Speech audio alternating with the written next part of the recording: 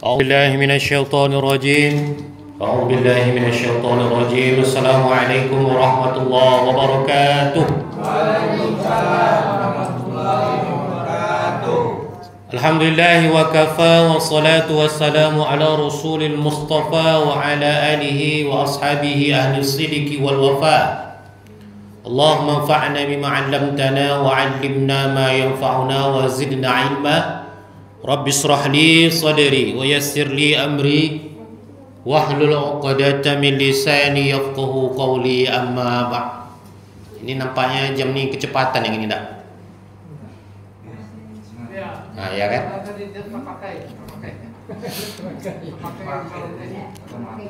Soalnya di situ lewat 17, di sini lewat 15. Tak mana jam yang betul ni? Nah, itulah ya. Karena di sini dah ada tulisan 15 menit. Kita mulai dari sekarang. Udah terlambat 1 menit tadi ya.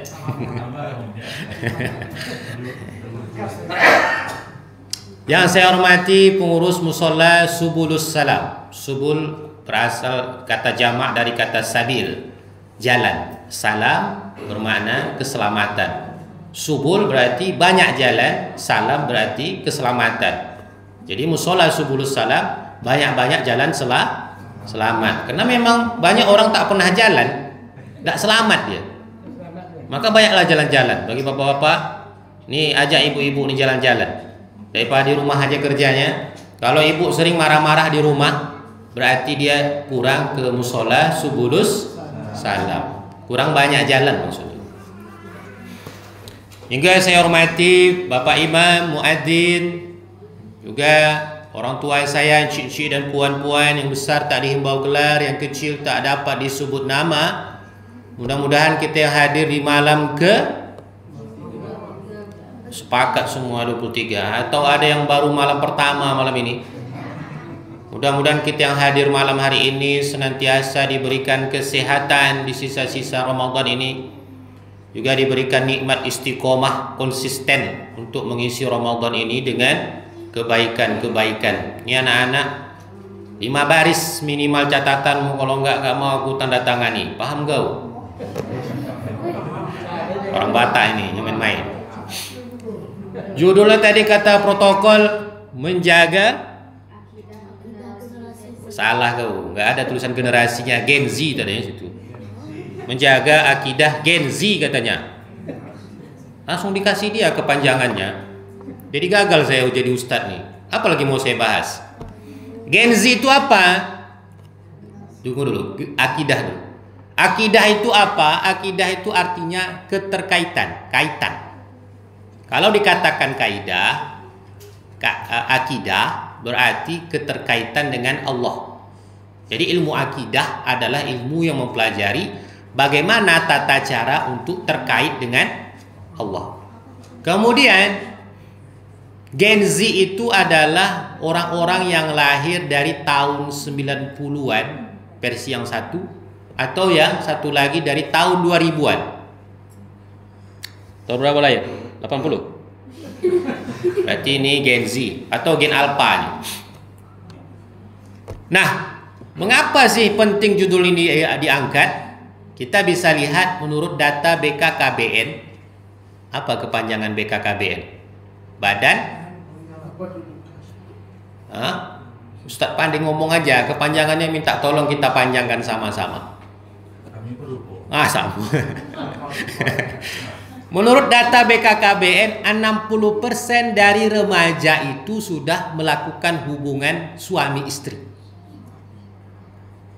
Kemudian menurut data BNN, ini tahu saya nih, Badan Narkoba dan Narkotika. Iya kan? Badan Nasional Narkoba. Salah juga masih. Data korban narkoba dari era milenial, umur 15 sampai 40 tahun, itu korban narkobanya 3.600.000 jiwa. Kalau Bapak Ibu rasakan tadi sore mencari takjil, sibuknya padatnya minta ampun sampai emosi li.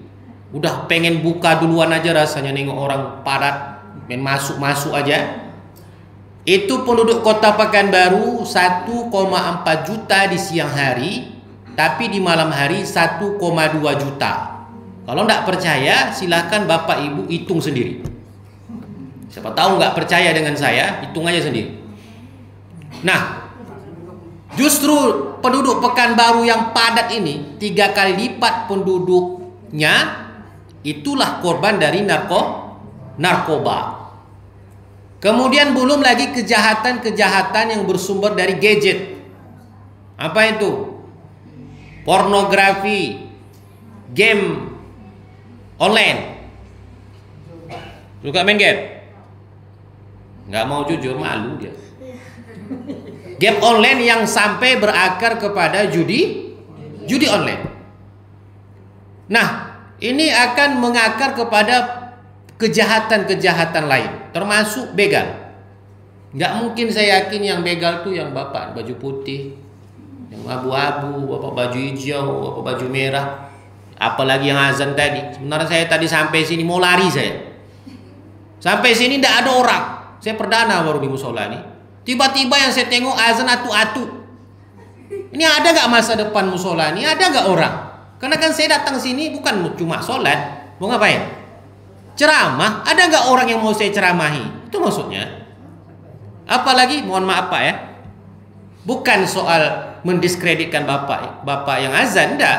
Kok bisa ada atu-atu yang azan? Berarti mana anak mudanya? Kan begitu jadi pertanyaan. Ya walaupun alhamdulillah setelah salam ramai juga orangnya. Rupanya pandai sini orang main tongkat dingin. Tunggu dulu imam datang baru. Kadang saya pernah khutbah di Rumbai, sholat Jumat malahan. Sholat Jumat itu Imam Syafi'i kan 40 orang. Udah naik di mimbar, saya naik ke mimbar, baru jamaah ramai datang. Mau tidak mau itu muqaddimah khutbahnya, rukun khutbahnya harus saya ulangi lagi. Kenapa? Karena ketika rukun khutbah pertama saya sebutkan, itu jamaahnya belum cukup 40 orang. Jadi di akhir khutbah pertama itu harus saya ulangi lagi rukun khutbahnya. Nah, dari data-data kedemikian yang saya sebutkan tadi, inilah yang menjadi alasan mengapa penting buat kita menjaga generasi Z atau Gen Z tadi. Belum lagi kita bisa lihat banyak korporat, perusahaan-perusahaan yang memecat Gen Z. Tidak mau orang mempekerjakan Gen Z ini apa? Terlalu banyak drama, lebay kalau kata bahasa kami. Nah, maka dari itu Bapak Ibu sekalian, kita tak cukup lagi hanya dengan bereformasi. Reformasi cukup tahun 1998. Maka yang harus kita lakukan dalam menjaga akidah generasi Z ini adalah berevolusi. Revolusi itu maknanya perubahan dengan cepat. Maka dari itu bagaimana cara menjaga akidah Gen Z ini menurut Islam adalah dengan mencari ibu yang sholihah. Ini yang paling penting. Jadi rupanya mendidik anak itu bukan setelah dia lahir, tapi sebelum dia ada. Mengapa penting menseleksi ibu untuk anak yang sholihah ini? Dicarikan ibu yang sholihah, karena nanti ibu itu akan berperan sebagai madrasatul ula, madrasah pertama bagi anaknya. Makanya ada istilah bahasa ibu. Gak pernah ada dengar bahasa bapak. Itulah bentuk diskriminatif kepada bapak-bapak. Yang diingat orang ibu aja terus. Yang paling berjasa ibu. Karena memang peran ibu terhadap anak itu sangat sentral, sangat penting sekali. Maka dari itu kata Rasulullah, nikahilah seseorang itu karena 4. Pankihul mar'ata li arba'in. Nikahi seseorang itu karena 4. Wali jamaliha, wali maliha, wali hasabiha, wali diniha, fatfar bidatid din taribat yadaka. Carilah seorang itu karena 4, nikahilah karena cantiknya, karena hartanya, karena keturunannya, karena agamanya. maka utamakan karena agamanya, maka engkau akan selamat. Boleh cari dengan harta, tapi utamakan agamanya. Apa sebab? Karena agama ini nanti akan melihat seseorang itu menjadi cantik atau tidak. Kalau bapak pulang kerja capek, macetnya lagi di Harapan Raya ini luar biasa, sampai rumah ibu merungut, ibu pasang muka masam, cantik nggak ibu tuh bapak tengok? Jujur kan? Macam hantu belau, hantu bakar. Pernah nonton film Indosiar?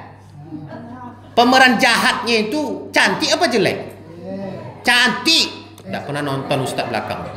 Cantik, tapi jadi penjahat. Justru yang muka-muka lugu yang jadi baik. Ya kan? Nih umur berapa dah? 16. Bentar lagi ya, 10 tahun lagi. Jangan lama-lama, hari mau kiamat. Ustaz pun nikah umur 29. Kalau ada yang bilang, Ustaz, carikanlah saya yang ada 4-4-nya. Dia cantik, dia hartanya kaya juga, keturunannya bagus, bagus pula agamanya. Carikanlah Pak Ustaz. Kalau ada yang seperti itu, untuk akulah dulu. Apa pula aku kasih orang? Aku aja tak dapat. Maka utamakanlah yang bagus agamanya. Saya nih Bapak Ibu sekalian, saya dinas di kantor KUA kecamatan saya. Banyak sekali problem-problem rumah tangga itu. Ada yang nikahnya di bawah umur, itu 80% pengajuan dispensasi nikah itu disebabkan hamil duluan. Mengapa ada pengajuan dispensasi? Karena umur laki-laki kurang dari 21 atau perempuan kurang dari 19 tahun. Jadi syarat untuk daftar umurnya 21, 19. Kalau kurang dari itu, maka dia harus ke pengadilan agama. Nah, 80%-nya pengajuan dispensasi nikah itu karena hamil duluan. Nah, wajar data pengadilan menyebutkan angka perceraian itu sama dengan angka pernikahan. Kenapa? Ya bayangkanlah anak-anak umur 20. Ibu tengok aja lah anak ibu di rumah umur 25, 30, apa kerjanya? Main game. Belum pandai dia memelihara barang lagi. Dibelikan dia motor baru, cantik, agak seminggu nanti dah ada spedboardnya hilang. Udah ada yang platnya hilang. Belum pandai dia menjaga barang, apalagi menjaga barang orang, menjaga anak orang. Maka wajar angka perceraian tinggi karena dilakukan oleh yang belum siap mental. Nah, dari itu Bapak Ibu sekalian, pentingnya kita memilihkan ibu yang sholihah. Kenapa? Ibu sholihah ini akan menjadi madrasah pertama bagi anaknya. Oh, kok mana tuh Pak Ustadz? Saya rasa istri saya kurang sholihah. Apakah saya cari yang baru lagi Pak Ustadz? Siapa tahu kan pertanyaan ini kadang harus diwakili. Saya kalau ada keberanian, kalau kata Sales, data bisa dibantu. Kan saya orang kantor KUA nih. Kalau ada keberanian, data bisa dibantu. Free ongkir lagi. Saya kasih 1 kotak aqua gelas tapi ya. Tapi nggak usah aqua lah, agak mahal. Mur aqua. Saya kasih. Tapi yang penting ada keberanian. Nah, kalau ternyata bapak ngerasa ibu kurang solihah, itulah kewajiban bapak mendidik ibu. Itu termasuk nafkah, bukan hanya rumah, pakaian, makan, tapi juga pendidikan dan perhatian. Bu, bapak perhatian enggak? Alhamdulillah. Kok bapak yang jawab? Saya tanya ibu. Diwakili ya. Atau kadang-kadang bapak nih ada jiwa-jiwa keibuannya.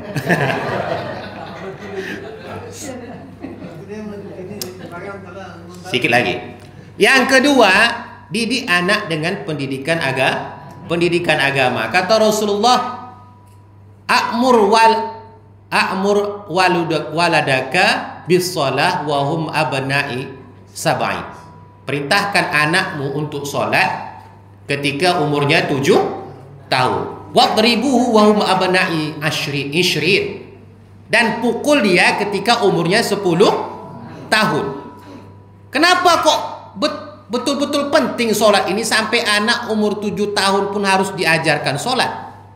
Karena memang sholat itu akan meresap kepada orang yang melaksanakannya, sehingga betul lah apa yang dikatakan oleh Al-Quran, inna sholata tanha anil fahsya'i wal munkar.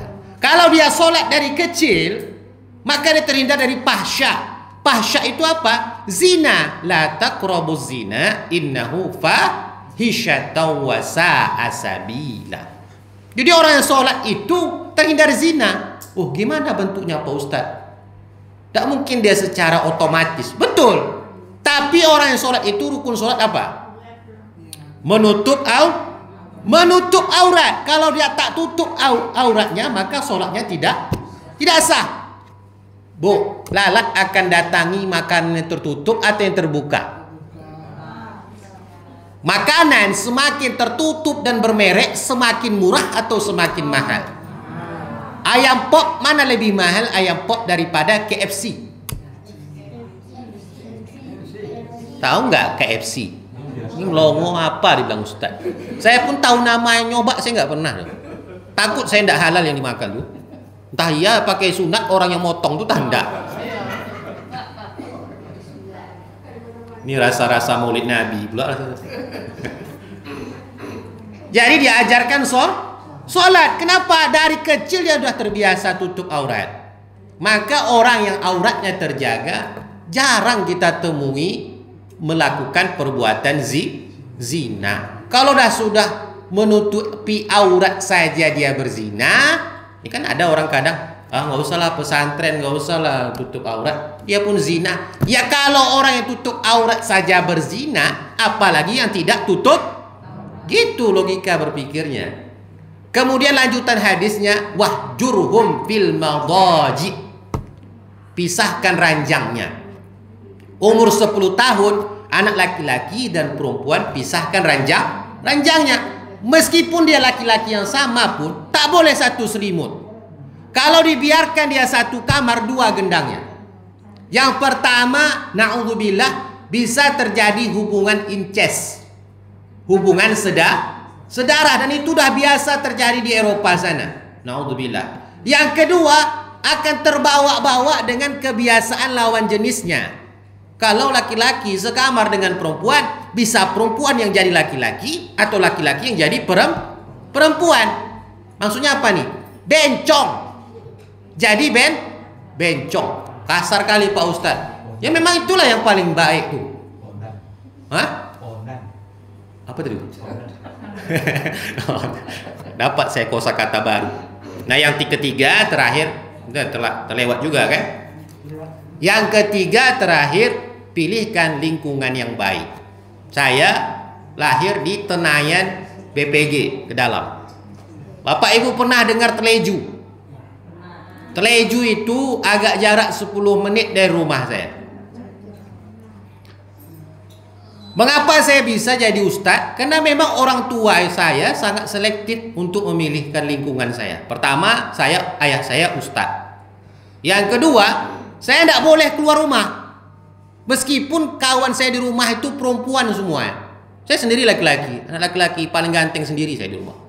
Tapi kalau udah balik ke rumah, mandi sungai atau berkawan dengan tetangga-tetangga, itu mak saya udah nunggu di dapur tuh pakai kayu api. Tahu kayu api? Kami orang Tenayan ini masak di kayu api dulu. Pakai anger, pakai ikat pinggang. Biasa tuh saya kena pukul. Alhamdulillah saya tidak ikut perangai kawan-kawan. Kawan saya itu SMP udah menghamili anak orang, udah mengganja, narkoba. Begitulah pergaulan di sana. Saya dipondokkan di Mendeling Natal, Mustofawiyah Purba. Saya ketua alumni sekarang. Orang Melayu saya, walaupun logat saya ini Batak, karena mau sekolah di sana. Jadi ya, macam adik kita ini bagus tadi. Disekolahkan di pesantren itu, lingkungannya terjaga. Aduh, banyak pesantren tidak baik Pak Ustadz. Kalau di pesantren aja tidak baik, apalagi tak di pesantren. Itu aja logika berpikirnya. Maka pilihkan lingkungan yang terbaik. Mudah-mudahan jadi ilmu bermanfaat. Mohon maaf atas segala kesalahan kesilapan. Assalamualaikum warahmatullahi wabarakatuh.